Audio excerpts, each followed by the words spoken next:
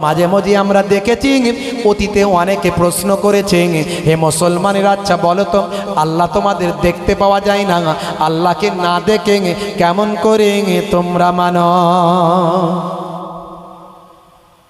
তিনটে প্রশ্ন করেছিল একজন নাস্তিক। এই যে নাস্তিকদের কথা শোনেন না, আমি এর আগে নাস্তিকদের নিয়ে ডিবেট করা নিয়ে বক্তব্য রেখেছিলাম, হইচই পড়ে গেছিল সমাজে। কেন আমি ডিবেট করতে বারণ করেছি, কেন আমি নাস্তিকদের সঙ্গে বক্তব্য নিয়ে বিতর্ক করতে বারণ করেছি?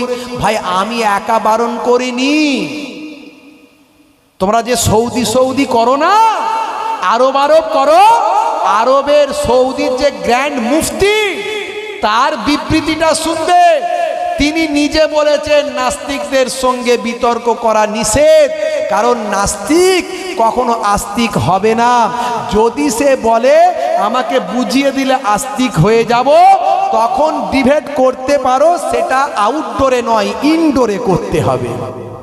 কারণ নাস্তিক যা ইচ্ছা তাই বলবে তোমার ইসলাম নিয়ে, তোমার ইসলামকে অসম্মান করবে, তোমার ইসলামকে অসম্মান করার সুযোগ পাবে, তোমার ইসলামকে অসম্মান করে মানুষের কাছে আর ছড়িয়ে দেওয়ার সুযোগ পাবে। তাই নাস্তিকের কাছে বিতর্ক থেকে তুমি দূরে থাকো। হ্যাঁ, নাস্তিক যখন ইসলামের বিরুদ্ধে আঘাত করেছে তখন সারা পৃথিবীর মানুষ তার প্রতিরোধ করেছে, প্রতিবাদ করেছে। করেছে না করেনি? নূপুর শর্মা নিয়ে কি পথে নামিনি? আমরা প্রতিবাদ করেছি না করিনি? আমরা আসাদ নূরকে নিয়ে প্রতিবাদ করেছি না করিনি? যত নাস্তিক এসেছে আমরা প্রতিবাদ করেছি। ভাই আমার, যে যে ধর্মেরই হোক না কেন, তসলিমা নাসরিন ইসলাম ধর্ম নিয়ে কটূক্তি করেছে, আমরা প্রতিবাদ করেছি। সালমান রুশদি থেকে শুরু করে মকবুল ফিদা হোসেন আমার সনাতন ভাইদের ধর্ম নিয়ে বাজে কথা বলেছে, আমরা তার প্রতিবাদ করেছি। যে যে ধর্মে নিয়ে অন্যায় করুক আমরা প্রতিবাদ করেছি সেটা। কিন্তু বিতর্ক করে তাকে যেটা করার করে তাকে পরাজিত করা, এটা নাস্তিকরা কখনো স্যালেন্ডার করে না। তাই সৌদির গ্র্যান্ড মুফতি থেকে শুরু করে বড় বড় মুফতিরা বলছেন, যদি সেই নাস্তিক বলে যে আমাকে যদি তর্কে হারিয়ে দিতে পারো, বুঝিয়ে দিতে পারো, আমি আস্তিক হয়ে যাব, তখন আউটডোরে নয় ইনডোরে তার সঙ্গে বিতর্ক করতে পারো। আউটডোরে করা যাবে না, অর্থাৎ সোশ্যাল মিডিয়ায় নাস্তিকের সঙ্গে বিতর্ক করা যাবে না। নাস্তিককে গুরুত্ব দেওয়া যাবে না, গুরুত্ব দিলে তার পপুলারিটি বাড়বে। বুঝতে পারছি? হে তরুণ যুবকেরা, এর অনেক ব্যাখ্যা আছে, আমি সে ব্যাখ্যায় যাচ্ছি না। তৎকালীন যুগে একজন নাস্তিক ছিল, সেই নাস্তিক সমস্ত আলেমদের বলতো তিনটে প্রশ্ন আমি করব, কোন মুসলমানদের আলেমরা আমার প্রশ্নের উত্তর দিতে পারে না। যদি এই তিনটে প্রশ্নের উত্তর কেউ দিতে পারে, আমি তার হাতে হাত দিয়ে তার ধর্ম গ্রহণ করব।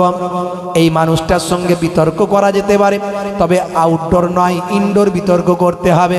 হে তরুণ যুবকেরা, হে আমার মুরব্বিয়ানেরা, কিন্তু তার তিনটে প্রশ্ন ছিল মারাত্মক ভাইটাল প্রশ্ন, যে প্রশ্নগুলো শুনলেন উত্তর দেওয়ার ক্ষমতা কারো থাকবে না। কিন্তু সাধারণ মানুষ তারা যখন এই প্রশ্নগুলো শুনবেন, সাধারণ আস্তিকেরাও ভয়ামা হঠাৎ করে নাস্তিক হয়ে যেতে পারে। তার এই প্রশ্নগুলোকে তারা যদি মেনে নেয়, তারা যদি সঠিক উত্তর না দিতে পারে, নাস্তিককে যদি বলার সুযোগ দেয়, তাহলে তাদের মধ্যেও নাস্তিকতা মাথার মধ্যে ঘুরপাক খেতে পারে। হে তরুণ যুবকেরা, এইভাবে আলেমদের সে পরাস্ত করেছিল। আলেমদেরকে বলেছিল আমার তিনটে প্রশ্ন আছে। এক নাম্বার প্রশ্ন হলো, তোমরা যে আল্লাহ আল্লাহ করো, তোমরা যে আল্লাহর নামের ইবাদত করো, তোমরা যে আল্লাহর নামের নামাজ পড়ো, আচ্ছা আল্লাহকে না দেখে কেমন করে তোমরা বিশ্বাস করো? এটা আমাকে যুক্তি দিয়ে বুঝিয়ে দিতে হবে। যাকে দেখা যায় না তাকে আমি কেমন করে মানব, বিশ্বাসটা কেমন করে করব? এটা হলো এক নাম্বার। আর দুই নাম্বার হলো, হে আলেমেরা বলো দেখি, দুই নাম্বার তোমরা আল্লাহ আল্লাহ করো, আল্লাহর নামের ইবাদত করো, আল্লাহর নামের তেলাওয়াত করো, নামাজ পড়ো, আচ্ছা বলো তো দেখি, তোমরা বলো বাবা, ভাগ্যে ভালো মন্দ যা কিছু হয় সবই আল্লাহর পক্ষ থেকে হয়, তাহলে পাপীরা পাপ করে জাহান্নাম আগুনে কেন যাবে ভাই? কারণ ভাগ্যে ভালো মন্দ তো সব আল্লাহর কাছ থেকে হয়। সব যদি ভাগ্যে ভালো মন্দ আল্লাহর কাছ থেকে হয়, তোমরা তো বলো মুসলমানেরা, তাহলে পাপীরা পাপ কাজ করলে জাহান্নামে যাবে কেন? কারণ ভাগ্যে ভালো মন্দ সব তার কাছ থেকে হচ্ছে, ভালোটাও তার কাছ থেকে, মন্দটাও তার কাছ থেকে। যুক্তি দিয়ে বুঝিয়ে দাও। 3 নাম্বার প্রশ্ন করেছিল নাস্তিক, হে জগৎ বিখ্যাত আলেম কারা আছো বাবা, আমার এই 3টে প্রশ্ন যদি উত্তর দাও, আমি যে উত্তর দিতে পাবে তার হাতে হাত দিয়ে তার ধর্ম গ্রহণ করব। যুক্তি দিয়ে আমাকে বুঝিয়ে দিতে হবে। 3 নাম্বার প্রশ্ন হলো, হে মুসলমানেরা, আচ্ছা তোমরা বলো তো দেখি, তোমরা বলো শয়তানকে আগুন থেকে সৃষ্টি করা হয়েছে, আবার তোমরা বলো ইবলিস শয়তানকে জাহান্নামায় দেওয়া হবে, আবার তোমরাই তো বলো জাহান্নামাটা আগুন দিয়ে পোড়ানো হবে, জাহান্নামার শাস্তিটা হবে আগুনের, কারণ আগুন দিয়ে সেখানে জ্বালানো হবে। ইবলিস শয়তান আগুনের, আর আগুনে তাকে ফেলা হবে। আচ্ছা বলো তো দেখি, আগুনকে আবার আগুনে কেমন করে পোড়াবে? যুক্তি দিয়ে বুঝিয়ে দাও, আগুনকে আবার আগুনে কিভাবে পোড়াবে? আগুনকে আবার আগুন কেমন করে পোড়াবে? যুক্তি দিয়ে বুঝিয়ে দাও। বড় বড় তাবর আলেমরা অবাক নাস্তিকের প্রশ্ন শুনে। কিন্তু নাস্তিক বলেছে, এটা এই আমাদের জামানার যে নাস্তিকগুলো দেখছেন, এরা কিন্তু অরিজিনালি নাস্তিক নয়, এরা হলো হিংসু। এরা হলো ওই সময় পাশ্চাত্যের ইসলাম বিদ্বেষীদের, ইসলামের ডেভেলপমেন্টকে যাতে রুখে দেওয়া যায় তার জন্য ইসলাম বিদ্বেষীদের টাকা খেয়ে দেখবেন শুধু কেবলমাত্র ইসলাম ধর্মেরই কটূক্তি করে, সেটা তাসলিমা নাসরিন হোক আর আসাদ নূর হোক আর যেই হোক, দেখবেন অন্য কোনো ধর্ম নিয়ে কটূক্তি করে না। তারা দেখতে পাচ্ছে যে পৃথিবীর তাবর লোকেরা শুধু ইসলাম ধর্মের প্রতি আকর্ষণ হচ্ছে। জোরে বলুন সুবহানাল্লাহ। ইসলাম ধর্মের প্রতি তারা আকর্ষিত হচ্ছে, তাদের অ্যাটেনশনটা ইসলামের প্রতি যাচ্ছে। তাই ইসলামকে যে কোনোভাবে, ওই প্রথমেই বললাম, যে কোনোভাবে ইসলামকে ধূলিসাৎ করতে হবে। বিতর্ক, ঝামেলা, অশান্তি, মানুষের কাছে একটা ঘৃণার রিলিজিয়াসে পরিণত করতে হবে। এতদিন তারা এই চক্রান্ত চালিয়ে এসেছে। এতদিন পর্যন্ত তারা বলেছে ইসলাম মানে হলো আল কায়দা, ইসলাম মানে হলো জঙ্গি, ইসলাম মানে হলো লস্করি তৈবা, ইসলাম মানে হলো হাই অমুক তমুক। এতদিন পর্যন্ত তারা বলেছে, মনে রাখবেন। কিন্তু তারা যখন প্র্যাকটিক্যাল ইসলাম ধর্ম নিয়ে গবেষণা করছে, প্রকৃত সাচ্চা মুসলমানের সঙ্গে তারা যখন মিশছে, তখন তো তারা দেখছে ইসলাম মানে তো মেরে নেওয়া, কেড়ে নেওয়া, খুন করা, মানুষকে হত্যা করা, এটা তো নয়। ISLAM Islam, I for I, S for suit, A for love, all, A for love, by আমার all, L for love, A for all, M for mankind. I should love all mankind, ISLAM Islam. I should love all mankind, অর্থাৎ আমার উচিত সারা বিশ্বের মানুষকে ভালোবাসা। अंधे को रास्ता दिखाने का नाम है इस्लाम, भूखे को खाना खिलाने का नाम है इस्लाम, प्यासे को पानी पिलाने का नाम है इस्लाम, अमानत का नाम है इस्लाम, इबादत का नाम है इस्लाम, और मोहब्बत का नाम है इस्लाम। তাই তারা আর দেখছে ওই সব খুন খারাপির কথা বলে হবে না। যে সময় রাশিয়ার প্রেসিডেন্ট পুতিন বলছে, পুতিন, ভ্লাদিমির পুতিন, ভাই আমার গত ঈদের দিনে ভাষণ দিয়ে বলেছে, আমার দেশে এই লক্ষ লক্ষ কোটি কোটি মুসলমান আছে, এই মুসলমানেরা আমার দেশকে এত বেশি ভালোবাসে, দেশকে গঠন করার জন্য এত বেশি এগিয়ে এসেছে, আমার মনে হয়েছে ইসলাম হলো প্রকৃত সত্যের, ইসলাম হলো প্রকৃত শান্তির ধর্ম, ইসলাম মানুষকে শান্তির কথা বলে, ইসলাম শৃঙ্খলাবদ্ধ একটা সমাজ তৈরি করে। আই লাভ ইসলাম, আমি ইসলামকে ভালোবাসি। কে বলেছে? রাশিয়ার তাবর নেতা বর্তমানে ভ্লাদিমির পুতিন বলেছে। এই সমস্ত মানুষগুলো দেখতে পাচ্ছে সর্বনাশ। আমেরিকার প্রেসিডেন্ট মিস্টার, ভাই আমার, এই যে আপনার এই বারাক ওবামার পরে, ডোনাল্ড ট্রাম্পের পরে এই বর্তমানে যে প্রেসিডেন্ট হয়েছে, কি নাম বলেন আপনারা? কি নাম গো? হ্যাঁ, কি বলো? Joe Biden. Yes, Joe Biden যেদিন সিংহাসনে বসেছিলেন সেদিনই আল্লাহর নবীর একটা হাদিস তিনি উচ্চারণ করেছিলেন, যে হাদিসের কথাটা সারা পৃথিবীতে ভাইরাল হয়েছিল। তিনি বলেছিলেন, কোনো সমস্যার সমাধান মেরে ধরে পিটে কখনো হয় না, প্রতিবাদের তিনটে মাধ্যম আছে। অন্যায়ের বিরুদ্ধে প্রতিবাদ করতে গেলে প্রথম দেখতে হবে ক্ষমতা যদি থাকে অন্যায়টাকে হাত দিয়ে রুখে দাও, যদি না পারো ভাই আমার জবান দিয়ে রুখে দাও, যদি সেটাও না পারো অন্যায়কে অন্যায় বলে ঘৃণা করে দূরে সরে যাও, তবু অন্যায়কে কখনো সাপোর্ট করো না। যখন এই সমস্ত বড় বড় পৃথিবী বিখ্যাত ভাই আমার তাবর তাবর নেতারা ইসলামের পক্ষে দাঁড়িয়ে যাচ্ছে, তখন যারা ইসলামের কথা বলছিল কাটাকাটি মারামারি হানাহানি খুন খারাপি, তারা দেখছে এসব করে আর হবে না, এসব করে আর হবে না। দিল্লির মুখ্যমন্ত্রী মিস্টার অরবিন্দ কেজরিওয়াল পার্লামেন্টে বলেছেন, কি বলেছেন? বর্তমানে সমাজে যে অরাজকতা তৈরি হয়েছে, অশান্তি তৈরি হয়েছে, সমাজের বুকে যে অসন্তোষ সারা পৃথিবীতে যে চলছে, এই সময় যদি ওমর ফারুকের মতো একজন খলিফা থাকতো পৃথিবীতে শান্তি বিরাজ করত। জোরে হবে না? বন্ধুরা আমার, তরুণ যুবকেরা আমার, মুরব্বিয়ানেরা আমার, ভাইরা আমার, এই সমস্ত জালেমরা দেখলো যে এইভাবে আর হবে না, এই মুসলমানদের মধ্যে থেকে কিছু লোককে বাছাই করে টাকা দিয়ে তুলতে হবে, তুলে তাদেরকে ইসলামের মধ্যে বিভিন্ন রকম বিষয় নিয়ে বিতর্ক তৈরি করে মারপিট দাঙ্গা হাঙ্গামা হারাম হালাল করে একদম অস্থিরতা তৈরি করে এদের মধ্যে পরিবেশটাকে জঘন্য করে দিতে হবে। দিলে দেখবে তাহলে মানুষের মধ্যে একটা ইসলামের প্রতি বিতৃষ্ণা, একটা ঘৃণা, একটা ভাই আমার অস্থিরতা তৈরি হবে। তারা সেই কাজগুলো করে যাচ্ছে কিছু মৌলবীদেরকে দিয়ে।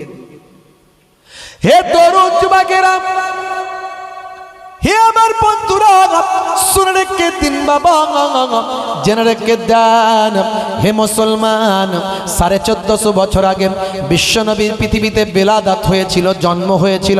আল্লাহর নবীর জন্মেতে ভাই আমার দোস্ত আমার সারা পৃথিবী খুশি, কেবলমাত্র একজন খুশি নয়, সেটা তার নাম হলো ইবলিস শয়তান।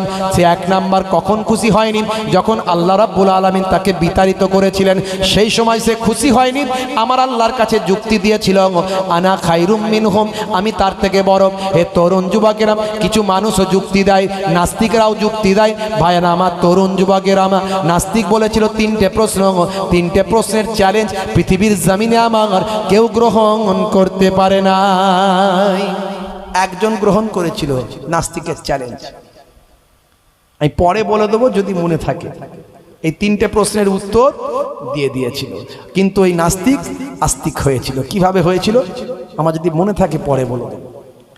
বন্ধুরা আমার, তরুণ যুবকেরা আমার, বিশ্বনবীর বেলাদাত, বিশ্বনবীর জন্ম, আমার আল্লাহ খুশি,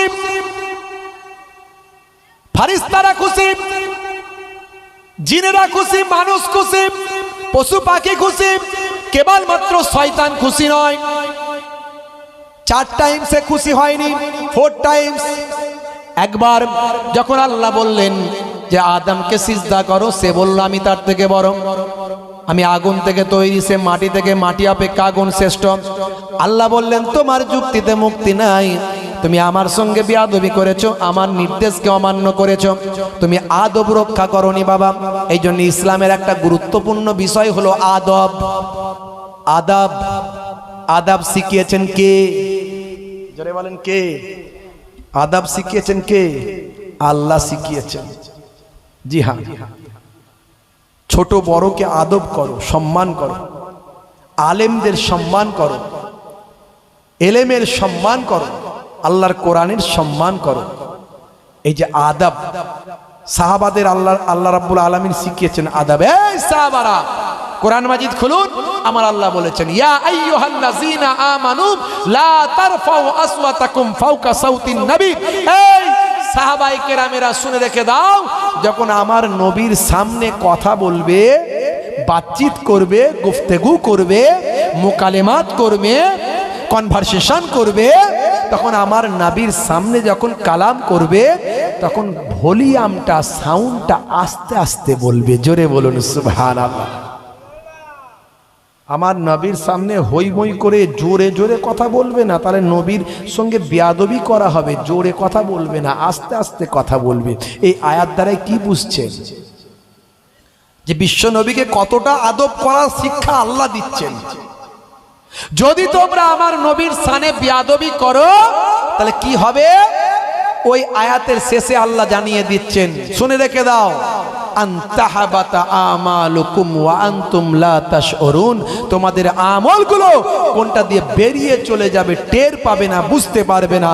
এর দ্বারাই বোঝা গেল নামাজ রোজা ইবাদত বন্দেগী যাই হোক সবের উপরে রাসূলের আদাব, রাসূলের ভালোবাসা। রাসূলের ভালোবাসা আদাব রেখে ইবাদত করলে কাজে লাগবে, আর রাসূলের ভালোবাসা আদাব বাদ দিয়ে ইবাদত করলে আল্লাহর কোরআনের এই আয়াত দ্বারাই তোমার ইবাদত কোনটা দিয়ে বেরিয়ে যাবে টের পাবে না, বুঝতে পারবে না। বুঝতে পারছেন বন্ধুরা আমার, তরুণ যুবকেরা আমার যখন আল্লাহ বললেন আপনার ইবলিস শয়তানকে, তখন ইবলিস শয়তান যখন যুক্তি দিয়ে বললাম আই বেটার দেন, আমি তার থেকে বেটার, তো আনা খাইরুম মিনহু নাই উসসে বারাহু। আল্লাহ বললেন তুমি আমার সঙ্গে যুক্তি দিচ্ছ, তুমি আমাকে যুক্তি দিচ্ছ, গেট আউট। আল্লাহ বলেন বেরিয়ে যাও, ফাখরুজ, বেরিয়ে যাও। আবা ওয়াস্তাকবারা ওয়া কানা মিনাল কাফিরিন, তুমি তাকাব্বুর করলে, এই যে তুমি অহংকার করলে, এই অহংকার করে তুমি অবিশ্বাসী কাফিরদের অন্তর্ভুক্ত হয়ে গেলে। হে তরুণ যুবকেরা, এই সময় ইবলিস শয়তান কান্নাকাটি করেছিল, দুঃখ পেয়েছিল। ফার্স্ট টাইম, সেকেন্ড টাইম ইবলিস শয়তান কান্নাকাটি করেছিল, দুঃখ পেয়েছিল যখন জান্নাত থেকে পৃথিবীতে মাটিতে পৌঁছে দেওয়া হয়েছিল। ইবলিস শয়তানকে জান্নাত থেকে যখন বের করে দেওয়া হয়েছিল তখন সে দুঃখ পেয়েছিল, কান্নাকাটি করেছিল। আর তৃতীয় থার্ড টাইম ইবলিস শয়তান যখন আমাদের নবী দোজাহানের বাদশাহ Habibullah, last of prophet, last of reformer জনাবে মুহাম্মাদুর রাসূলুল্লাহ সাল্লাল্লাহু আলাইহি ওয়াসাল্লাম, বিশ্বনবী দয়ার নবী মাতৃগর্ভে স্থান নিয়েছিল। ভাই আমার, সেই সময় যখন ইবলিস শয়তান জানতে পারলো সবচেয়ে বেশি সেই সময় ইবলিস দুঃখ পেয়েছিল, সবচেয়ে বেশি দুঃখ পেয়েছিল আমাদের নবী আসছেন জানতে পেরে। কারণ সে জানে আমাদের নবী এলে যতই আমি মানুষকে গুমরা করি, পথভ্রষ্ট করি, আমাদের নবী যে লাইন শিখিয়ে দিয়ে গেছে, একবার তওবা করবে আল্লাহ তার জীবনের গুনাহ মাফ করে দেবে। বুঝতে পারছো?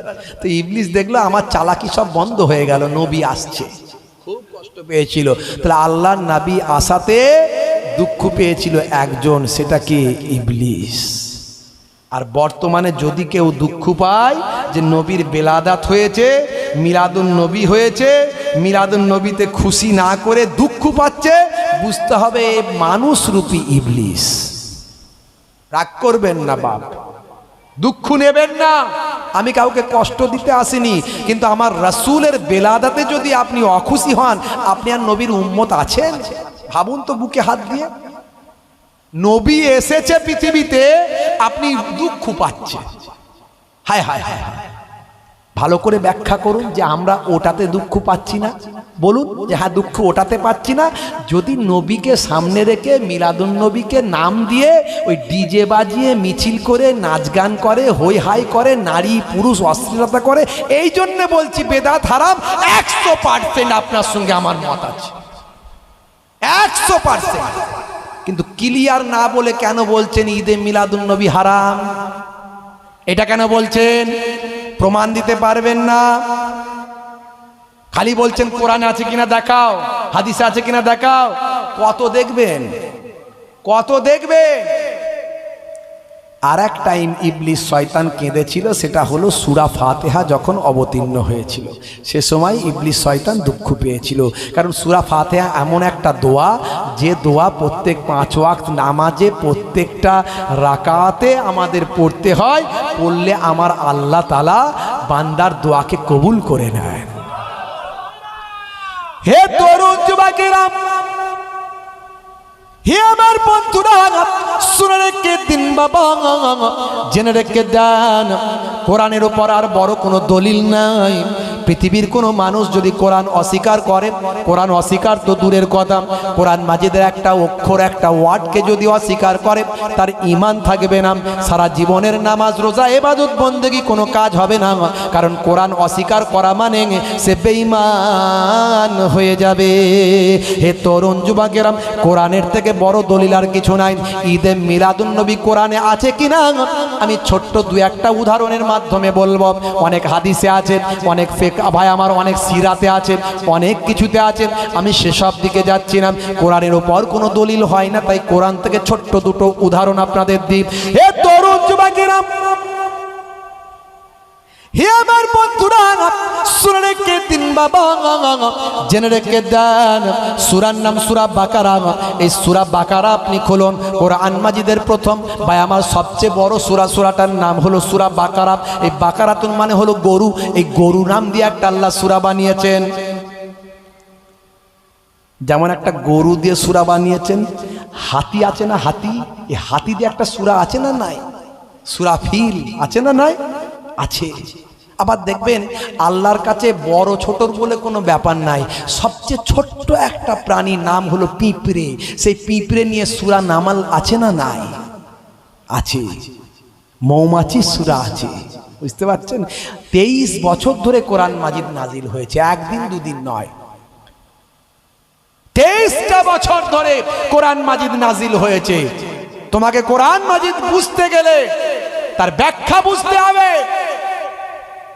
এই জন্যই তো এত তাফসীর। আর তুমি কোরআনের বাংলা মানে পড়ে, আরে বাংলায় কিছু কোরআনের ব্যাখ্যা ইন্টারনেট থেকে পেয়ে ভাবছি আমি বিরাট বড় পণ্ডিত হয়ে গেছি, আলেমরা সব ভুল। হ্যাঁ, আলেমরা সব ভুল। আলিয়া মাদ্রাসা, এত বড় মাদ্রাসা, সে ব্রিটিশ আমলের আগে থেকে চলে আসছে, হাজার হাজার আলেম সেখান থেকে ফারেগ হচ্ছে। তাহলে সেই মাদ্রাসার তো কোনো দাম নাই। যদি তুমি ইন্টারনেট থেকে বড় মুফতি হয়ে যাবে, ফেসবুক থেকে বড় মুফতি হয়ে যাবে, সেই মাদ্রাসায় দাম নাই। ফুরফুরা শরীফ টাইটেল মাদ্রাসা, ফাতিহিয়া সিনিয়র মাদ্রাসার দাম নাই। আরো বড় বড় জায়গায় যাও, দেওবান যে মাদ্রাসা দারুল উলুম, তার কোনো দাম নাই, করার কি দরকার? কায়রো চলে যাও, জামে আজহার, মিশর, সেই মিশরের জামে আজহারে যারা পড়াশোনা করে আজহারি ডিগ্রি হচ্ছে, তাহলে অত বড় বড় মাদ্রাসা প্রতিষ্ঠানের কি মূল্য যদি তুমি ফেসবুক থেকে পণ্ডিত হয়ে মুফতি হয়ে যাবে, ফতোয়া দেবে? দিল্লিতে চলে যাও, ভারতবর্ষের সেরা ইউনিভার্সিটি জামিয়া মিলিয়া ইসলামিয়া, তাহলে কোনো দাম নাই। তাহলে বাবা সব প্রতিষ্ঠানগুলো পড়ার কি মূল্য আছে? সেখানে এইসব ওস্তাদ টিচার যারা আছে, অধ্যাপক প্রফেসর, বড় বড় প্রিন্সিপাল যারা আছে, লক্ষ লক্ষ টাকা মাইনে দিয়ে তাদের রাখা হয়েছে, রাখার কি মানে আছে? তুমি তো ফেসবুক থেকেই পণ্ডিত হয়ে যাচ্ছ, ফতোয়া দিচ্ছ, এটা চলবে না, এটা হারাম, ওটা অমুক, ওটা তমুক। অত সহজ নয়। হে তরুণ যুবকেরা, হে আমার বন্ধুরা, শুনে রেখে দিন বাবা, জেনে রেখে দেন, হে মুসলমান, কোরআন মাজিদে 6666টা, কেউ বলে 36টা। বন্ধুরা আমার, তরুণ যুবকেরা, আয়াত আছে 114টা সূরা আছে, তার মধ্যে বাবা 23 বছর ধরে কোরআন মাজিদ অবতীর্ণ হয়েছে। ম্যাক্সিমাম, কিছু কম বেশি, ম্যাক্সিমাম 500টা আয়াত মানসুখ হয়েছে, মিনিমাম 20টা আয়াত মানসুখ হয়েছে। আল্লামা সায়ুতি বলেন 20খানা আয়াত মানসুখ হয়েছে, যে আয়াতগুলো পড়া হবে কিন্তু তার হুকুমটা গ্র্যান্ট হবে না। এরকম 20খানা আয়াত মিনিমাম আছে, যেগুলো আয়াতগুলো আল্লাহ পাঠিয়েছেন বটে, পড়বো আমরা, পড়লেই সব, কিন্তু সেখানে যে হুকুম নির্দেশ জারি আছে সেটা আমরা নেব না, কারণ সে আয়াতকে মানসুখ করা হয়েছে পরের নাসিক আয়াত দিয়ে, অন্য আয়াত ইকুইভ্যালেন্ট আয়াত দিয়ে ওই আগের আয়াতটাকে ক্যান্সেল করা হয়েছে। তার মানে ক্যান্সেল মানে যে পড়া হবে না তা নয়, পড়া হবে কিন্তু হুকুমটা নেওয়া হবে না। কেউ বলেন 138টা আছে, কেউ বলেন 238টা আছে, আর কেউ বলেন 20টা। সবচেয়ে শেষ যেটা বলেছেন আল্লামা সায়ুতি, পৃথিবী বিখ্যাত একজন ব্যক্তিত্ব, আল্লামা সায়ুতি বলেন 20খানা এমন আয়াত আছে যেগুলো মানসুখ হয়ে গেছে। যদি বলেন উদাহরণ একটা দিলে বুঝতে পারতাম হুজুর কিরকম মানসুখ হয়েছে, তাহলে একটা ছোট্ট উদাহরণ দিই। আল্লাহ রাব্বুল আলামিন জানিয়ে দিয়েছেন কোরআন মাজিদে, লা তাকরাবুস সালাত ওয়া আনতুম সুকারা, যখন তোমরা নেশাগ্রস্ত থাকবে তখন নামাজের ধারে কাছে যেও না। আচ্ছা, এই আয়াত দ্বারাই কি বুঝলেন যে নেশা হারাম? বোঝা গেল কি? ভালো করে বুঝবেন। আবার বলছি, লা তাকরাবুস সালাত ওয়া আনতুম সুকারা, যখন তোমরা নেশাগ্রস্ত থাকবে তখন তোমরা নামাজের ধারে কাছে যেও না। এই আয়াত দ্বারাই কি নেশা হারাম বোঝা গেল? বোঝা যায়নি। নেশা হারাম প্রমাণিত হলো না, বরং এই আয়াত দ্বারা এটাই প্রমাণিত হলো যে নেশা যখন করবে তখন নামাজ পড়ো না, তার মানে নেশা করলে নামাজ পড়ো না। আলটিমেটলি ঘুরিয়ে নেশা তখন তার মানে হারাম নয়, জায়েজ আছে। এটাই তো বোঝা গেল। নেশা করলে নামাজ পড়তে যেও না, নেশা যখন করবে তখন নামাজ পড়তে যেও না, তার মানে নেশা হারাম এখানে বলা হলো না। পরের আয়াত দিয়ে আল্লাহ রাব্বুল আলামিন মদকে হারাম করলেন ডাইরেক্ট। যখন ডাইরেক্ট মদের আয়াত হারাম এসে গেল, তখন মদিনার যত ড্রামে ড্রামে মদ ছিল সব সাহাবারা রাস্তায় ফেলে দিলেন, যেন মনে হচ্ছে আকাশ থেকে পানি হয়েছে। কারণ প্রথমেই যদি আল্লাহ বলতেন মদ হারাম, কারণ এত তখন মাতাল ছিল, এত মানুষ মদ পান করতো, নেশা করত, তারা এই আয়াতটাকে গ্রহণ করতে পারতো না। তাই আল্লাহ আস্তে আস্তে, এটাই তো উদউ ইলা সাবিলি রাব্বিকা বিল হিকমাতি ওয়াল মাউইজাতিল হাসানা। একজন লটারি খোরকে আপনি যদি গিয়ে বলেন, এই কাল থেকে লটারি খেলবি না, হারাম, সে বলল তোর সঙ্গে দেখা করবো না, তুই ওদিক দিয়ে যাবি, আমি এদিক দিয়ে পালাবো। এটা ইসলামের পদ্ধতি নয়। তার সঙ্গে ভালো ব্যবহার করো, তার সঙ্গে মেশো, চা পানি খাও, কত করে খেলো। হেরে যাচ্ছ তো, এত হেরে গেলে সংসার চলবে কি করে? এরম বোঝাতে বোঝাতে বোঝাতে বোঝাতে বেশ কিছুদিন পরে তাকে বলবে, বাবু একটা কথা বলি, আল্লাহ কিন্তু হারাম করেছে লটারি খেলা, খেলো না বাবা। তাও বলে তার মাথায় কিছুটা ঢুকতে পারে। পেটে খাবার নাই, দিন চলেনি, আপনি তাকে বলছেন নামাজ পড়োনি, জাহান্নামে চলে যাবে, বলে তোর সঙ্গে কোনোদিন মোলাকাত করবো নি, তুই ওদিক দিয়ে যাবি, আমি এদিক দিয়ে পালাবো। আমার সংসার চলে না, খেতে পাইনি, তুই আমার নামাজ না পড়লে জাহান্নামে দেখাচ্ছিস তুই আমাকে। অত সহজ নয়। ইসলাম কি শিক্ষা দিয়েছে? মানুষকে ইসলামের দিকে ডাকো, উদউ ইলা সাবিলি রাব্বিকা বিল হিকমাতি ওয়াল মাউইজাতিল হাসানা। আল্লাহ জানিয়ে দিয়েছেন ইসলামের দিকে মানুষকে ডাকো সুন্দর উপদেশ আর সুন্দর কৌশলের দ্বারা। জোরে বলুন সুবহানাল্লাহ। বন্ধুরা আমার, তরুণ যুবকেরা একটু বোঝার চেষ্টা করবেন। ছোট্ট ছোট্ট করে বলছি, লম্বা চওড়া নয়, খুব মনোযোগ দিয়ে আপনারা শুনছেন বলে আমি এত ডিফিকাল্ট আলোচনা করছি। এই আলোচনাগুলো সাধারণত ভালো লাগবে না, কারণ এতে কোনো ঘটনা নাই, তো ভালো লাগবে না। একটু ঘটনা বললে ভালো লাগে, হ্যাঁ, কিন্তু খুব গুরুত্বপূর্ণ আলোচনা, সমাজে খুব বিভ্রান্ত চলছে। হে তরুণ যুবকেরা, হে আমার বন্ধুরা, শুনে রেখে দিন বাবা, জেনে রেখে দেন। তাহলে আল্লাহর কোরআন বুঝতে গেলে হাক্কানি একজন আলেমের সঙ্গে আপনার যোগাযোগ রাখতে হবে। কোরআন আপনি পড়বেন, কোরআনের মানে আপনি পড়বেন, কিন্তু কোরআনের তাফসির আপনাকে ভালো করে বুঝতে হবে বাবা। হে জওয়ান যুবকেরা, কোরআন মাজিদে এমন অসংখ্য আয়াত আছে যে আয়াতগুলো আমার আল্লাহ নিজের ক্ষেত্রে বহু বচন প্রয়োগ করেছেন, বহু বচন। যেমন নাহানো আকরাবু ইলাইহি মিন হাবলিল ওয়ারিদ, বান্দা তোমাদের গার্দানে যে মোটা সাহা রগটা আছে তার থেকেও আমার রহমত তোমাদের আরো নিকটে আছে, আমি আরো তোমাদের কাছে নিকটে আছি। আকরাবু করিব, করিব মানে নিকটে আছে। নাহানো কথা ব্যবহার করা হয়েছে আরবিতে এক বচন, আরবিতে আনা মানে আমি এক বচন, নাহানো হলো বহু বচন। নাহানো নাযালনা যিকরা ওয়া ইন্না লাহু লাহাফিজুন, এই কোরআন মাজিদ আমি নাজিল করেছি আর এর হেফাজতের দায়িত্বটা আমি গ্রহণ করেছি। এখানেও নাহানো শব্দ এসেছে, আরবিতে নাহানো মানে বহু বচন। তাহলে নাহানো মানে বহু বচন। আমরা কোরআন মাজিদ নাজিল করেছি, কথা ঠিক না ভুল? তাহলে আল্লাহ যদি বলা হয় আমরা কোরআন মাজিদ নাজিল করেছি, তাহলে আল্লাহ একজন হলো না অনেকজন হয়ে গেল? জোরে বলেন, একজন হলো না অনেকজন হলো? আমরা কোরআন মাজিদ নাজিল করেছি যদি অড মিনিং করেন একদম। নাহানো, নাহানো কথার অর্থ হলো বহু বচন আমরা।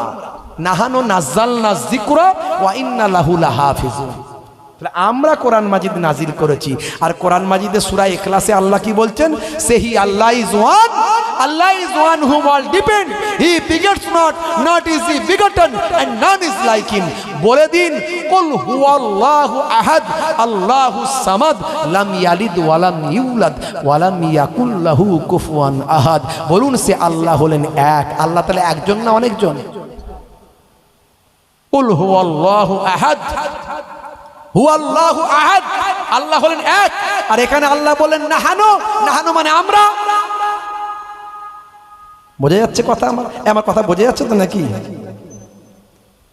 তাহলে আপনি যদি মিনিং করেন আল্লাহরা মিলে, আল্লাহরা হচ্ছে কোরআন নাজিল করেছেন বা অনেক আল্লাহ কোরআন নাজিল করেছেন, সঙ্গে সঙ্গে ঈমান থাকবে না যাবে? সঙ্গে সঙ্গে ঈমান চলে যাবে। তাহলে এখানে আল্লাহ যে নাহানো বললেন কেন? আপনাকে বুঝতে হবে কেন বললেন। তাহলে আপনাকে তাফসীর খুলুন, ব্যাখ্যা খুলুন, তাফসীর জানুন, আলেম ওলামাদের সঙ্গে কথা বলুন, তবে তো বুঝতে পারবেন এখানে কেন এটা হলো হুজুর। মনে আপনার হতেই পারে কেন হলো হুজুর। না, মনে রাখবেন আল্লাহর মহত্ব, আল্লাহর সর্বোচ্চ সবচেয়ে সবচেয়ে সবচেয়ে সুপার ক্ষমতা, এই সবচেয়ে বেশি মহত্ব এবং ক্ষমতার বহিঃপ্রকাশ ঘটাতে গেলে গ্রামাটিক্যালে নাহানো শব্দটা ব্যবহার করা যায়। তাই কোরআন মাজিদে গ্রামাটিক্যাল ভাবে অনেক জায়গাতে নাহানো কথাটা আল্লাহর ক্ষেত্রে এসেছে। জোরে হবে না? সমস্ত জমিন আসমান কুল কায়নাত, আকাশ বাতাস পাতাল, সূর্য চন্দ্র গ্রহ, সমস্ত কিছুর থেকেও আল্লাহর অনেক অনেক অনেক বেশি মহত্ব এবং ক্ষমতা শক্তি, এইটা প্রকাশ করার জন্য আল্লাহর ক্ষেত্রে এখানে নাহানো কথাটা ব্যবহার হয়েছে। জোরে বলুন সুবহানাল্লাহ। তাহলে এটা আপনি যদি না বুঝতে পারেন, আপনি বলবেন এখানে নাহানো কেন হয়েছে, তাহলে আল্লাহ অনেক আছে, বলুন নাউজুবিল্লাহ। এই জন্যে আলেম ওলামাদের সঙ্গে সম্পর্ক রাখতে হয়। এই জন্যই বলা হয় ওস্তাদ ধরতে হয়। পীর কথাটা বললি তো কিছু মানুষের চুলকানি শুরু হয়ে যায়। পীর বললি বলবো ওরে বাবারে ভণ্ড পীর। আরে পীর মানে সব ভণ্ড নয় রে বাবু, হাক্কানি পীরের কথা বলছি। দাড়ি নাই, গোপ নাই, ভাই আমার কি বলবো, নামাজ নাই, কালাম নাই, টুপি নাই, জুব্বা নাই, কবরের ধারে পড়ে পড়ে শুধু হুঁকোর টান মারছে আর সিজদা করছে, হুম করে আওয়াজ দিচ্ছে, বুঝেছে? বন্ড বড় পীর সাহেব সেজে বসে আছে, তারও তো মুরিদ আছে। বাংলাদেশে ল্যাংটা বাবা, ল্যাংটা পীরও আছে বাংলাদেশে। ওগুলো পীর নাকি? পীর যদি দেখতে হয়, পীর যদি জানতে হয়, তো ফুরফুরার পীর হযরত আবু বকর সিদ্দিক রাহমাতুল্লাহ আলাইহি, তার ইতিহাসটা পড়ো, দেখবে কেমন পীর ছিল, জানতে পারবে। যা যে হাক্কানি পীর আছে তুমি জানো, খুঁজে বের করো। বলে অত পীর পাবো কোথায়, খুঁজবো কোথায়? আরে পীর পাবে না, ওস্তাদ পাবে না বললে তো হবে না। ওস্তাদ ছাড়া কি তুমি ডিগ্রি পাবে? মাধ্যমিক এইচএস গ্র্যাজুয়েশন পড়তে গেলে ওস্তাদ পাবে, ওস্তাদ ছাড়া কি ডিগ্রি পাবে? তুমি ডিগ্রি পাবে না। এইদিকেও তেমন, আল্লাহকে পেতে গেলে, রাসূলকে পেতে গেলে ভাই আমার যে পদ্ধতি অবলম্বন করতে হয়, তার জন্য একজন ওস্তাদের শরণাপন্ন হতে হয়। সেই ওস্তাদকে আমরা ফার্সিতে বলি পীর, আরবিতে বলে মুর্শিদ। বলে কোরআনে পীর টির নাই, ওসব মানার দরকার নাই। আছে না নাই? মানো না মানো পরের প্রশ্ন, কোরআনে নাই এ কথা বলছো কেন? পীর শব্দটা তো ফার্সি শব্দ, এটা কোরআনে থাকবে কেন? তুমি পীর কথাটা কোরআনে নাই বলছো, কিন্তু ঘন ঘন তো নামাজ রোজা করছো। নামাজ রোজাটা কোরআনে আছে? আছে? নামাজ রোজা শব্দটাও কোরআনে দেখাতে পারবে না। যদি দেখাতে পারো আমি 1 লক্ষ টাকা তোমাকে দেবো, যাও। পারবে না দেখাতে। তারপরে তো নামাজ রোজা নাই নাকি? আছে। আরবি শব্দে আছে, সলাত আছে, সওম আছে। তেমন পীর নাই, মুর্শিদ আছে, ওলি আছে, উলিল আমর আছে। জোরে বলুন সুবহানাল্লাহ। তাহলে ওস্তাদদের ব্যাপারটা কোরআনে আছে, নাই বললে হবে না। আপনি নিতে পারেননি আলাদা জিনিস। হে তরুণ যুবকেরা, হে আমার বন্ধুরা, শুনে রেখে দিন বাবা, জেনে রেখে দেন আল্লাহর নবীর বেলাদাত কোরআন মাজিদে আছে না নাই, একটুখানি শুনে রেখে দেন। যারা বিভ্রান্ত ছড়াচ্ছে যে ঈদে মিলাদুন নবী হারাম, নবীর বেলাদাত কোরআনে নাই, ঈদ মানে হলে খুশি, মানে খুশি মানে ঈদ মানে হলে নামাজ নাই কেন বলেন অনেকে। ঘরে তোমার ছেলে চাকরি পেয়েছে, বলছে ওরে বাপরে বাপ, জানিস না আজকে যেন আমার ঘরে মনে হচ্ছে ঈদ হচ্ছে। এই যে ঈদ হচ্ছে বলছো, ঈদের মানেটা আলাদা। খাও না, খাও না, খাও না বলার ভঙ্গিমা আলাদা। খাও না মানে খাবে না, খাবে না, একদম খাবে না, তার মানে না। আর খাও না তার মানে খেতে বলা হচ্ছে। বুঝতে হবে, ইন্টারনাল এক্সটার্নাল মানেগুলো বুঝতে হবে, ব্যাখ্যাগুলো বুঝতে হবে। যেও না, যাও না, যাও না তার মানে যেতে বলা হচ্ছে। যেও না তার মানে যাবি না, দুটোই কিন্তু যেও না, বুঝতে হবে। ঈদ মানে যে দুরিকাত নামাজ পড়তে এমন নয়, ঈদ মানে খুশি। আমার নবীর জন্মের খুশি কোরআনে আছে না নাই? আছে। হে তরুণ যুবকেরা, বিশ্ব নবীর বেলাদাত কোরআনে আছে না নাই? শুনুন, বিশ্ব নবীর মিলাদ কোরআনে আছে না নাই? শুনুন। হে জওয়ান যুবকেরা, একদল বলে ঈদে মিলাদুন নবী হারাম, বেদাত হারাম, অমুক তমুক বলে। মনে রাখবেন বাবা, তারা ব্যাখ্যাটা ভালো করে করে না। যদি তারা ওই ডিজে মিজে, অশ্লীলতা, নাচ গান, বা আমার পুরুষ নারীতে হই হুল্লোড়, এগুলোকে যদি হারাম বলেন, ঠিক আছে, কোনো অসুবিধা নেই, আমরাও বলি। কিন্তু যদি বিশ্ব নবীর বা আমার বেলাদাত জন্ম উপলক্ষে রাসূলের আলোচনা, রাসূলের জন্ম উপলক্ষে খুশি, রাসূলের জন্ম উপলক্ষে মানুষকে দান খায়রাত, জন্ম উপলক্ষে রোজা, জন্ম উপলক্ষে নামাজ, জন্ম উপলক্ষে এতিম দুস্থদের বাবা কাপড় বিলি, জন্ম উপলক্ষে কোনো অনুষ্ঠান প্রোগ্রাম, এটাকে যদি হারাম বলেন, মনে রাখবেন তারা কিন্তু চরম ভুল কাজ করছেন। এটা কিন্তু তারা কখনো শরীয়ত সম্মত কথা বলছেন না। এ তরুণ যুবকেরা, রাসূলের মিলাদে যদি অখুশি কেউ হয়, সে ইবলিসের চেলা হবে কিংবা চাস্তো ভাই হবে। তরুণ যুবকেরা, পৃথিবীর কোনো মানুষ রাসূলের বেলাদাতে অখুশি হতে পারে না, রাসূলের জন্মতে কোনোদিন অখুশি হতে পারে না। রাসূলের জন্ম সম্পর্কে বাবা ভাই আমার কোরআন মাজিদে আছে না নাই একটু শুনে রেখে দেন, বেশি লম্বা চওড়া আলোচনা করব না। তাহলে একটা সূরার নাম হলো গরু, ভাই আমার সূরা বাকারা, অর্থাৎ গরুর সূরা। হে তরুণ যুবকেরা, এই সূরার সম্ভবত 129 নম্বর আয়াত খুলুন। এখানে আমার আল্লাহ জানিয়ে দিয়েছেন, আজ থেকে কিছু কম বেশি 5000 বছর আগে বাবা ভাই আমার দোস্ত আমার, এ ধরার বুকে একজন পয়গম্বর এসেছিলেন। ওই পয়গম্বরের নাম হলো ইব্রাহিম আলাইহিস সালাম। ইব্রাহিম আলাইহিস সালামকে জাতির পিতা বলা হয়, জাতির পিতা বলা হয়। তাকে আল্লাহ অনেক পরীক্ষা নিয়েছিলেন, নেননি? কি গো, আগুনে ফেলা হয়েছিল না হয়নি? বলেন। হ্যাঁ, নমরুদ আগুনে ফেলেছিল। বন্ধুরা আমার, তরুণ যুবকেরা আমার, হে তরুণ যুবকেরা, হযরত ইব্রাহিম নবী, আমার আল্লাহ অর্ডার হলো নমরুদকে তুমি হেদায়েত করো, নমরুদের কাছে দ্বীন পৌঁছে দাও। সেই তৎকালীন যুগে ব্যাবেল, সেই ব্যাবেল শহরে, হে জওয়ান যুবকেরা, নমরুদের কাছে ইব্রাহিম নবী যখন দ্বীন পৌঁছাতে শুরু করলেন, হযরত ইব্রাহিম নবী বললেন, আমার আল্লাহ হলেন এক, লা শারীকা লাহু, তার কোনো শরীক নাই, তার কোনো অংশী নাই। আর আমার আল্লাহ আমাকে পয়গম্বরী দিয়েছেন, আমি হলাম আল্লাহর প্রেরিত দূত, আমি হলাম আল্লাহর পয়গম্বর। হে নমরুদ, তুমি আল্লাহকে এক বলে মেনে নাও, আর আমি ইব্রাহিমকে নবী বলে স্বীকার করে নাও। তুমি দুনিয়াতেও শান্তি পাবে আর আখিরাতেও নাজাত পাবে। নমরুদ তাকাব্বরি করলো, অহংকার করলো, আমার থেকেও বড় তোমার আল্লাহ, তোমার আল্লাহ নাকি আমার থেকেও বড়। আচ্ছা, আমার কি ক্ষমতা নাই বলো তো দেখি, কি ক্ষমতা নাই? হ্যাঁ, বলে আমার আল্লাহ জিন্দাকে মুর্দা করতে পারে, মুর্দাকে জিন্দা করতে পারে, বলে আমিও পারি। কি বলছে? বলছে আমিও পারি। বলে কি করে? নমরুদ, তুমি কি করে পারো? দুজন জেলবন্দি ফাঁসির আসামিকে নিয়ে এলো, একটাকে ছেড়ে দিল আর একটাকে হত্যা করে দিল। দেখো, আমি জিন্দাকে মুর্দা করতে পারি, মুর্দাকে জিন্দা করতে পারি। একজনকে বাঁচিয়ে দিলাম, একজনকে মেরে দিলাম। বলি এইরকম নয়, আমার আল্লাহ এইরকম কথা বলেননি। আমার আল্লাহ মুর্দা মানুষকে জিন্দা করে দিতে পারে। হে তরুণ যুবকেরা, হে আমার বন্ধুরা, শুনে রেখে দিন বাবা, জেনে রেখে দেন। হে মুসলমান, একটু লক্ষ্য করুন, হযরত ইব্রাহিম নবীর সঙ্গে অনেক দ্বন্দ্ব অশান্তি শুরু করে দিলাম।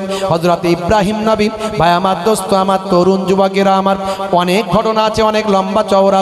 ভাই আমার দোস্ত, আমার তরুণ যুবকেরা, হযরত ইব্রাহিম নবী বললেন, হে নমরুদ, তুমি নিজেকে গড বলে দাবি করেছ, খোদা বলে দাবি করেছ, তুমি কি করে পারো, তুমি কি করে আল্লাহ বলে আল্লাহকে অস্বীকার করতে পারো? ভাই আমার দোস্ত, আমার ইব্রাহিম নবীর সঙ্গে যখন দ্বন্দ্ব চরমে উঠে গেল, অনেক ঘটনা মাঝখানে ঘটেছিল, আমি সব কথা বলবো না।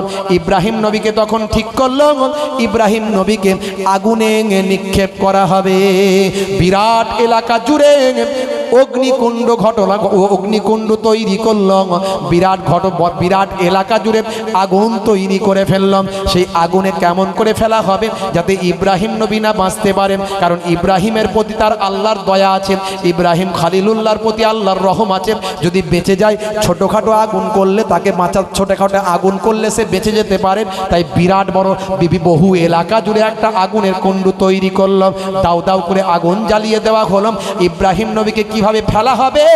হে তরুণ যুবকেরা, শয়তান এসে বুদ্ধি দিয়ে দিল, ইবলিস এসে বুদ্ধি দিয়ে দিলাম যে চরকা তৈরি করো, চরকা অর্থাৎ গুলতিরির মতো বা আমার লাট্টুর মতো তৈরি করো, ঘুরিয়ে ঘুরিয়ে ঘুরিয়ে ঘুরিয়ে সেই আগুনের মধ্যে বহু দূর থেকে ইব্রাহিম নবীকে আগুনের ভিতরে ফেলা হলো।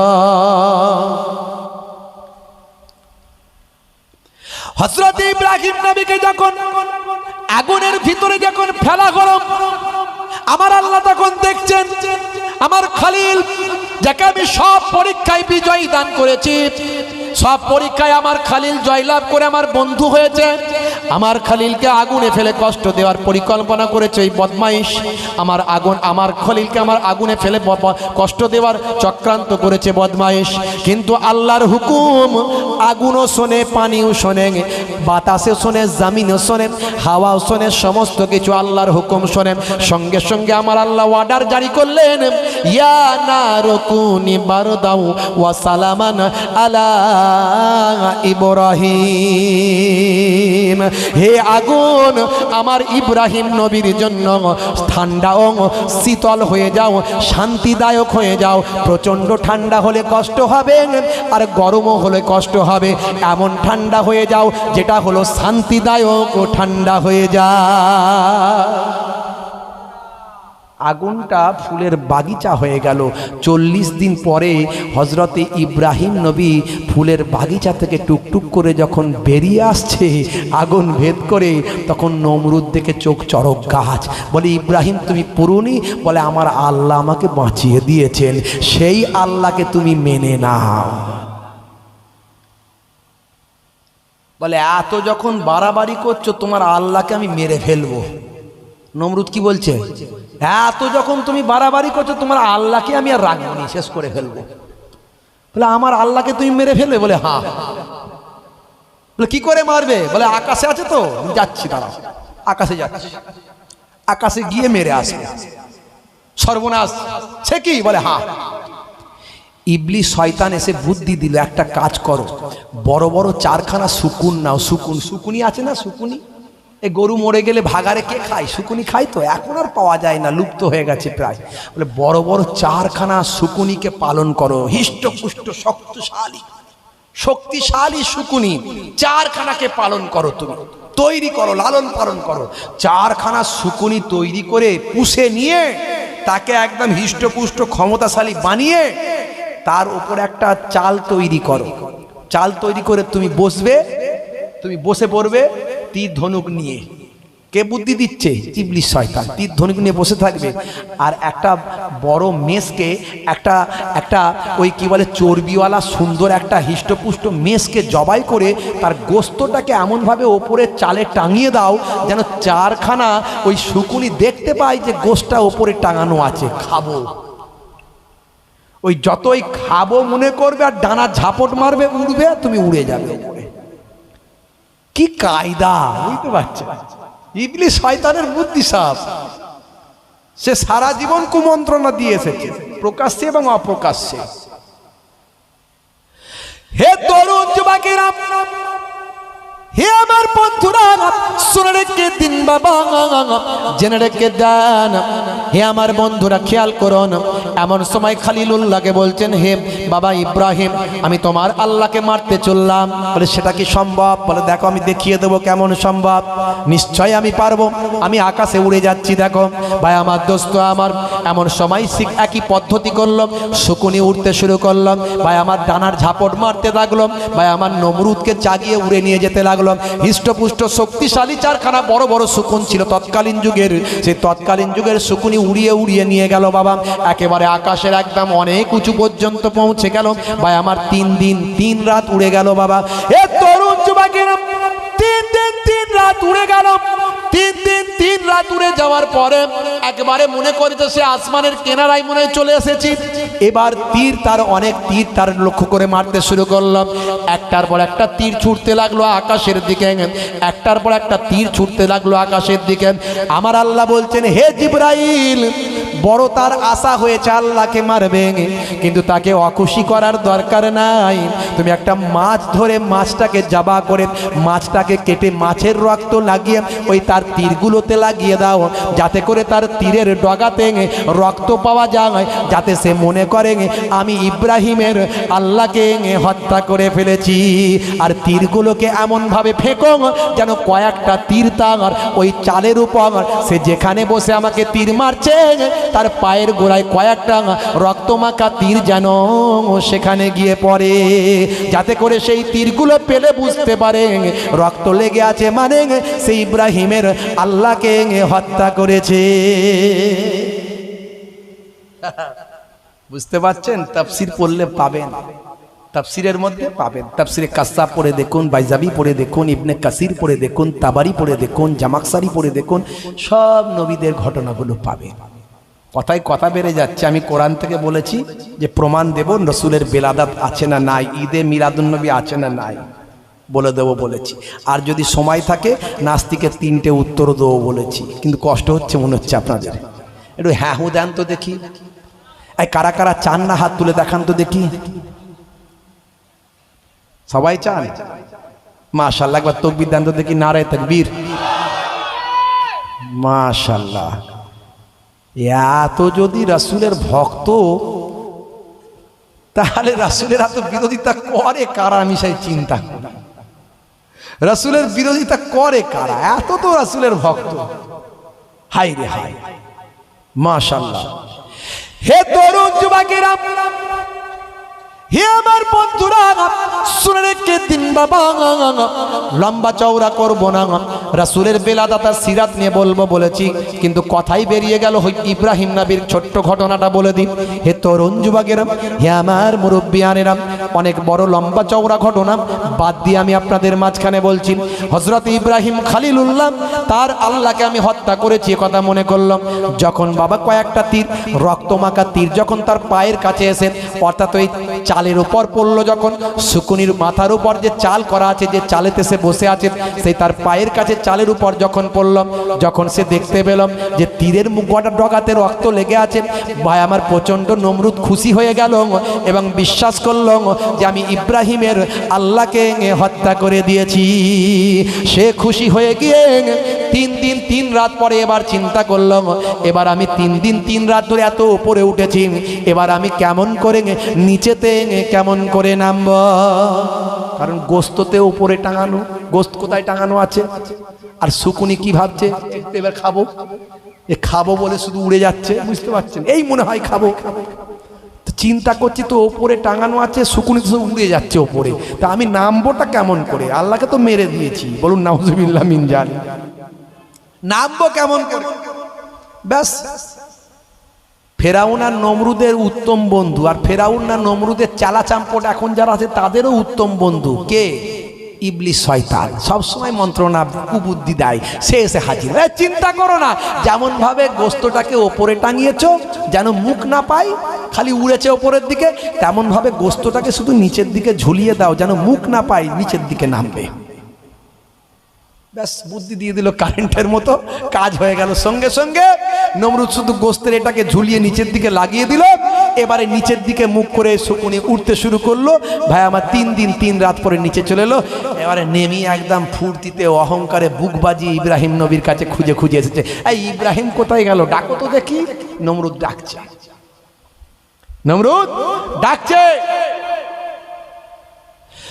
হে তরুণ যুবকেরা, হে আমার বন্ধুরা, শুনে রেখে দিন বাবা, জেনে রেখে দেন। এমন সময় হযরত ইব্রাহিম খলিলুল্লাহকে বলে, দেখো দেখো, এই দেখো তীরের ডগায় রক্ত লেগে আছে, আমি তোমার আল্লাহকে মেরে দিয়েছি। ইব্রাহিম নবী মুচকি হেসে বললেন, হতভাগা, আল্লাহকে মারা কখনো সম্ভব নয়। আল্লাহকে তো দেখা যায় না, যাকে দেখা যায় না তাকে আবার কেমন করে তুমি মারতে পারো? হে তরুণ যুবকেরা, এ কথা শুনে ভাই আমার নমরুদ খেপে গেল। তাহলে এটা কিসের রক্ত?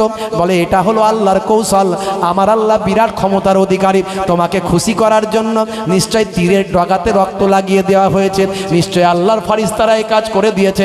সেই সময় দেখতে পাওয়া যায় হে জালেম সেই সময় বলেছিল, হে ইব্রাহিম, তুমি তোমার আল্লাহর সৈন্যদের রেডি করো, তুমি তোমার আল্লাহকে জানিয়ে দাও তোমার আল্লাহর কত সৈন্য আছে, সমস্ত সৈন্যকে আমি ধূলিসাৎ করে দেব। আল্লাহর সৈন্য রেডি করতে বলো, আমি নমরুদ লড়াই করব, আমি নমরুদের সঙ্গে যুদ্ধ হবে। বন্ধুরা আমার, নমরুদ যখনই এরকম করে বারবার বলছে, নিরুপায় হয়ে ইব্রাহিম খলিলুল্লাহ আল্লাহর কাছে হাত তুললেন, আল্লাহ গো, এই তোমার সামনে এত বিয়াদবি করবে আমি আর সহ্য করতে পারি না, মাবুদ তুমি এবার দেখিয়ে দাও, তুমি এবার দেখিয়ে দাও। এত সহ্য করেছি আল্লাহ, এত বলেছি আল্লাহ, এত বুঝিয়েছি, আর হচ্ছে না আল্লাহ, আর পাচ্ছি না, তুমি এবারে দেখিয়ে দাও আল্লাহ, এবারে তুমি ব্যবস্থা করে দাও। আমার আল্লাহ বললেন, লা তাখাফ ওয়ালা তাহজান, হে আমার খলিল, চিন্তা করো না, ভয় করো না, আমি তোমার সঙ্গে আছি, নিশ্চয় আমি তোমাকে দেখাবো। নমরুদকে বলে দাও তার সৈন্য রেডি করতে, আমার সৈন্য আসছে। জোরে হবে না, জোরে হবে না? দরুদ শরীফ আল্লাহুম্মা।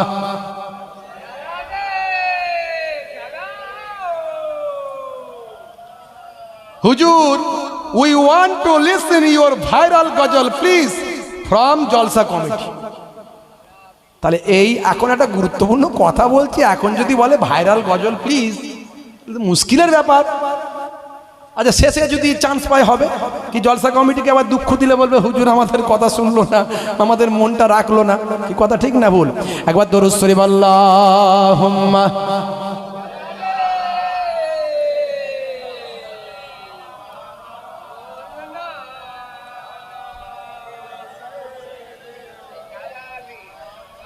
আসলে কথা অনেক বলবো ভাবি, বুঝলেন তো, কিন্তু কোনটা যে বলবো আর কোনটা ছাড়বো ঠিক করতে পারি না।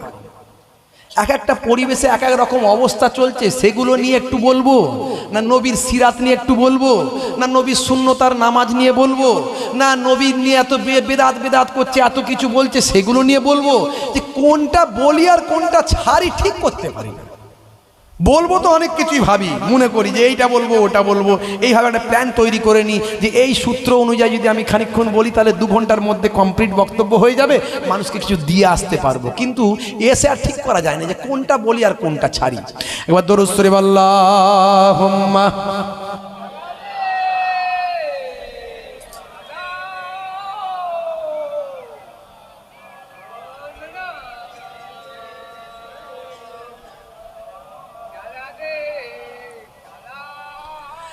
আমাকে ডেকে নাও নবী দু জাহান, আমাকে ডেকে নাও নবী দু জাহান, আমি যে তোমার গো মদিনার গোলাম।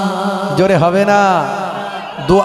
দোয়া রাখবেন, এই 26 তারিখে ফের টিকিট হয়েছে, যেন আল্লাহ আমাকে সে রাসূলের দরবারে পৌঁছে দেন, আল্লাহর কাবা ঘরে গিয়ে আবার তওয়াফ করার তৌফিক দেন। আপনারা দোয়া করবেন, কি করবেন তো নাকি? আমি আপনাদের জন্য দোয়া করব, সালাম আপনাদের পৌঁছাবো ইনশাআল্লাহ। আমাকে ডেকে নাও নবী দু জাহান, আমাকে ডেকে নাও নবী দু জাহান, আমি যে তোমার গো মদিনার গোলাম। আর জোরে হবে না? তোমারই নামটা মনেতে এঁকেছি, তোমারই ফুল দিয়ে মালা গেঁথেছি, তোমারই নামটা মনেতে এঁকেছি, তোমারই ফুল দিয়ে মালা গেঁথেছি, তোমারই ইশকে আমি যে ডুবেছি, তোমারই সাফাত আমি যে চেয়েছি, তোমারই ইশকে আমি যে ডুবেছি, তোমারই সাফাত আমি যে চেয়েছি, আমাকে ডেকে নাও নবী দু জাহান, আমাকে ডেকে নাও নবী দু জাহান, আমি যে তোমার গো মদিনার গোলাম।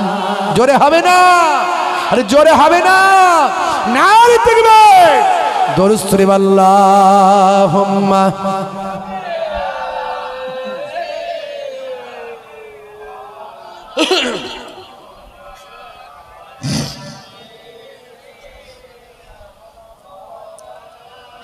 তুমি যে এ ধারায়, তুমি যে এ ধরাই নিয়ে এলে শান্তি, লাখো কোটি হৃদয়ে পেল যে প্রশান্তি। জোরে হবে না? জোরে হবে না? তুমি যে এ ধরাই নিয়ে এলে শান্তি, লাখো কোটি হৃদয়ে পেল যে প্রশান্তি, তোমারই নামেতে কলম ধরেছি, তোমারই নাত আমি কণ্ঠে গেয়েছি, আমাকে ডেকে নাও নবী দু জাহান, আমাকে ডেকে নাও নবী দু জাহান, আমি যে তোমার গো মদিনার গোলাম। আল্লাহুম্মা সাল্লি আলা।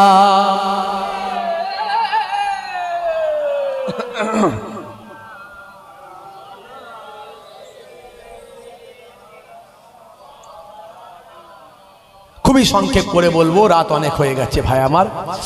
হে তরুণ যুবকেরা, হে আমার বন্ধুরা, শুনে রেখে দিন বাবা, জেনে রেখে দেন হে মুসলমান। হযরত ইব্রাহিম নবী যখন আল্লাহর দরবারে হাত দুখানা তুলে মোনাজাত করলেন, আল্লাহ গো আমার মাবুদ আল্লাহ, জালেম অনেক বেড়ে গেছে, তোমার নিয়ে অনেক তুচ্ছতা ছিল্ল কথা বলছেন, তোমাকে দেখে নেওয়ার কথা বলছেন, তোমার নিয়ে বাজে মন্তব্য করছেন, আর আমি হেদায়েত করতে পারি না মাবুদ, আর আমার শরীর সামর্থ্য কুলাই না মাবুদ, আর তাকে আমি হেদায়েত করতে পারি না। এবার তুমি তোমার জালুয়া দেখিয়ে দাও, তুমি তোমার কুদরতি ক্ষমতা দেখিয়ে দাও, এই জালেমকে তুমি পৃথিবীর জমিনে ধ্বংস করে দাও। আমার আল্লাহ বললেন, হে ইব্রাহিম লা তাখাফ, চিন্তা করো না, চিন্তা করো না, ভয় পেও না, ভয় পেও না, লা তাহজান, চিন্তা করো না, লা তাখাফ, ভয় পেও না। ও ইব্রাহিম, এখনই বলে দাও, জানিয়ে দাও নমরুদকে বলো সে যেন তার সৈন্যদের একত্রিত করে, আমার সৈন্য আমি আল্লাহ পাঠিয়ে দেব, আমি পাঠিয়ে দেব, তাকে তার সৈন্যকে ঠিক করতে বলো। এমন সময় নমরুদ বলল, ঠিক আছে, দেখছি কি হয়। সেই জামানায় লক্ষ লক্ষ সৈন্য জোগাড় করলো, নিজস্ব সৈন্য, আশপাশের অন্য রাজত্ব থেকে, অন্য রাজ্য থেকে সৈন্যদেরকে বা হায়ার করে নিয়ে আসলো, ভাড়া করে নিয়ে আসলো, যে সব সৈন্য পাঠাও, আল্লাহর সৈন্যের সঙ্গে যুদ্ধ হয় বলে কথা। এই আমাকে অস্থির করে ফেলছে ইব্রাহিম, সব সময় আমি তার কাছে ঠকে যাচ্ছি, সব সময় আমি তার কাছে পরাস্ত হচ্ছি, তার আল্লাহকে শেষ করতে পারছি না। আজকে লাস্ট লড়াই হবে, হয় ইসপার না হলে উসপার, হয় আমি মরবো না হলে আল্লাহকে মেরে ফেলবো, নাউজুবিল্লাহ মিন জালিক। তো আমি তার আল্লাহর সৈন্যের সঙ্গে যুদ্ধ, চারিদিকে সমস্ত আশেপাশের রাজত্ব, তার বিরাট রাজত্ব ছিল, তারই লক্ষ লক্ষ সৈন্য এবং আরো সৈন্য হায়ার করে নিয়ে এলো, নিয়ে এসে একত্রিত করে বলে, তৈরি হয়ে গেছি, হে ইব্রাহিম তোমার আল্লাহর সৈন্য কোথায়? নাকি ভয় পেয়ে গেল তোমার আল্লাহর সৈন্য? আসছে না কেন? ভয় পেয়ে গেছে নাকি? দেখো তোমার আল্লাহ আমার সঙ্গে পারবে না, তোমার আল্লাহর সৈন্যরা আমার সঙ্গে পারবে না। আমার আল্লাহ এমন সময় বললেন ইব্রাহিমকে, হে ইব্রাহিম বলে দাও, ওই দেখো আকাশ দিয়ে আমার আল্লাহর সৈন্য আসছে। জোরে হবে না? আকাশটা পুরো অন্ধকার হয়ে গেছে। এক ধরনের আল্লাহ কুদরতি মশা পাঠিয়েছে, ফেরেশতাকে হুকুম করে দিয়েছেন, অর্ডার দাও হে ফেরেশতারা, অর্ডার দাও মশাকে আমার সৈন্য বানিয়ে দাও। মশা আকাশ ছেয়ে আসছে সৈন্য, আল্লাহর কুদরতি ভাবে মশা আসছে, পুরো আকাশ কালো করে। জোরে বলুন সুবহানাল্লাহ। আল্লাহর নবীর আগমনের 50 দিন আগের ঘটনা একটা মক্কা শরীফে ঘটেছিল, আপনারা জানেন, যেটা সূরা ফিলের শানে নাজুল আছে, পড়লে পাবেন যে সূরা ফিলটা আল্লাহ কেন নাজিল করেছিলেন, কেন আল্লাহ সূরা ফিল অবতীর্ণ করেছিলেন। আলাম তারা কাইফা ফাআলা রাব্বুকা বিআসহাবিল ফিল আলাম ইয়াজআল কাইদাহুম ফি তাদলিল ওয়া আরসালা আলাইহিম তায়রান আবাবিল তারমিহিম বিহিজারাতিম মিন সিজিল ফাজআলাহুম কাআসফিন মাআকুল। আমার আল্লাহ জানিয়ে দিলেন 50 দিন আগের ঘটনাটা ঘটেছিল আব্রাহা বাদশা ইয়ামানের। আপনাদের জানা আছে কি গো, আল্লাহর কাবা ঘর ভাঙতে এসেছিল। যখন দেখলো কাবা ঘরে, কথায় কথা বেড়ে যাচ্ছে, যখন দেখলো কাবা ঘরে মানুষ সারা পৃথিবী থেকে এসে হজ করে। আগে মানুষ উলঙ্গ অবস্থায় কাবা ঘর হজ করত, ছেলে আর মেয়ে উলঙ্গ অবস্থায় হজ করত, কাবাঘর তোয়াফ করত, প্রদক্ষিণ করত। এই কাবাঘর তোয়াফের সিস্টেমটা কবে থেকে চালু হয়েছে জানেন? প্রথম কাবাঘর কে তোয়াফ করেছিল জানেন?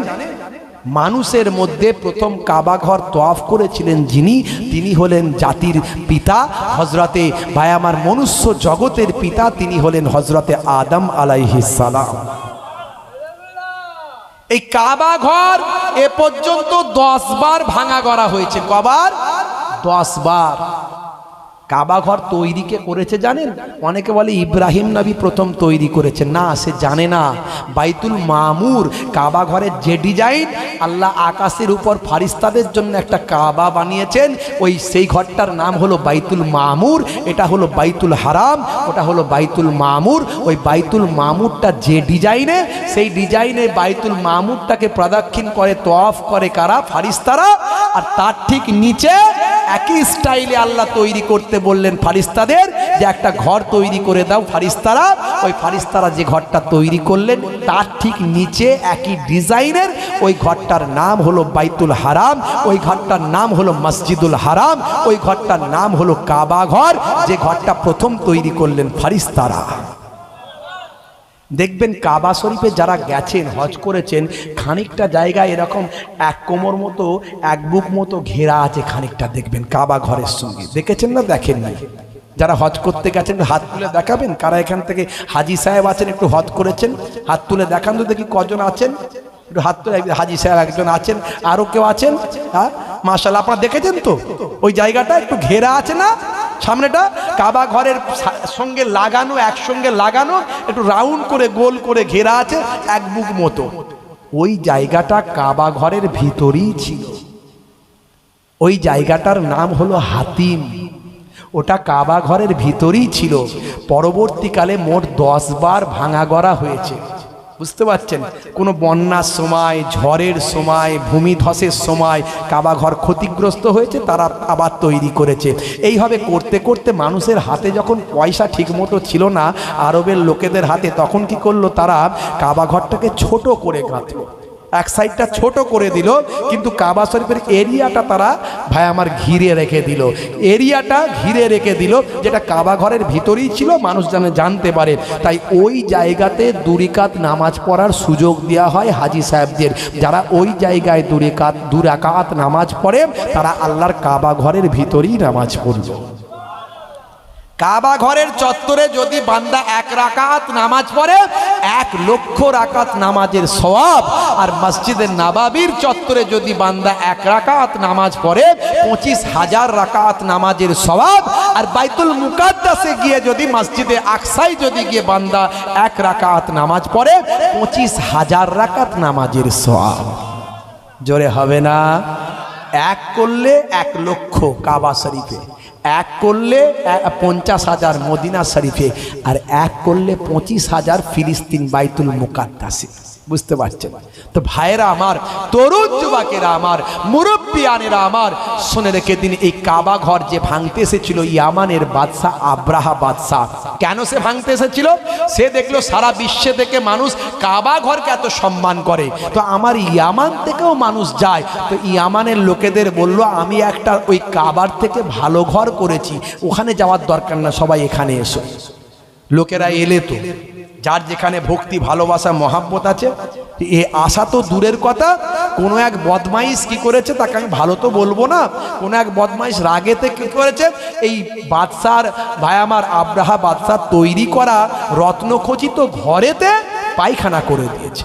এই যে তার রাগ হলো, যে ঘর আমি তৈরি করলাম কেউ তো এলো না এখানে তোয়াফ করতে, বরং আবার কে পায়খানা করে দিল, এই যে ঘরের জন্য এত আমার অপমান, সেই ঘর আমি ভেঙে দেবো।